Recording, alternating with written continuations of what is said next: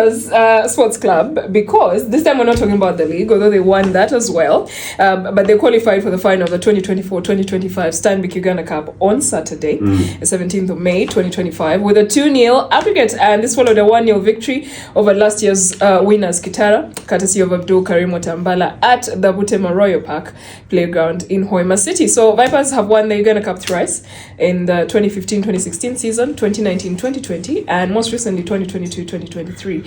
On the other hand, though, the ones they're meeting in the final, KCCA qualified for the Stanbic Uganda Cup by defeating on a 4-1 aggregate Kataka, a FUFA Big League side. So the second semi-final ended 1-1.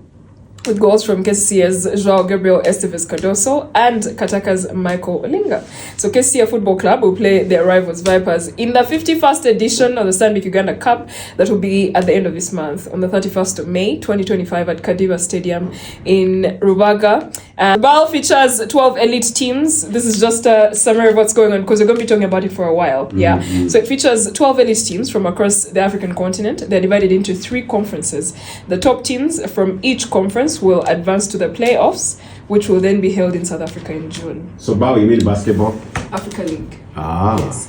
So currently group stages. Nairobi City Thunder, another heavy defeat that they suffered at the hands of Al Ahly Tripoli on Sunday afternoon, yesterday. Al Ahly Tripoli won by 115 to 87 points in their second win in the Nile Conference, scoring the most points ever in a single BAL game, breaking the old record. And you might be wondering what the old record was. The previous BAL scoring record was 113 points, achieved by Tunisia's US Monastir in a game against Madagascar's GNBC back in 2021. That's 3 years ago. Now, Al Ahly Tripoli has won 2 games in a row, and they'll be playing APR tomorrow, Tuesday. Nairobi City Thunder has lost their last 2 games and will try to win their next game, maybe, against South Africa's MBB. That won't be an easy feat for them as well. We've talked about Victor Gyökeres the whole of last week. And attention has quickly turned to him because, obviously, Sporting Lisbon having wrapped up the title.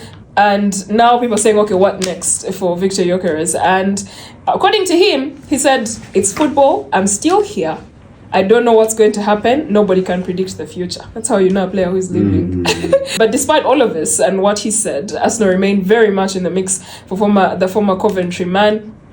And Arsenal co-chair Josh Korinki has set the tone for a big summer with Andrea Bata in charge of transfers. So Korinki covered the topic in a letter that he wrote to fans.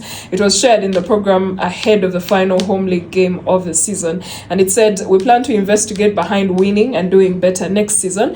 And according to the American, they're delighted to have a sporting director like Andrea, and they'll do it the right way, the Arsenal way. So a story whereby Sporting Lisbon, they put a price tag on him and said around £65 million. Yes, which Arsenal should be able to afford. Shouldn't be expensive.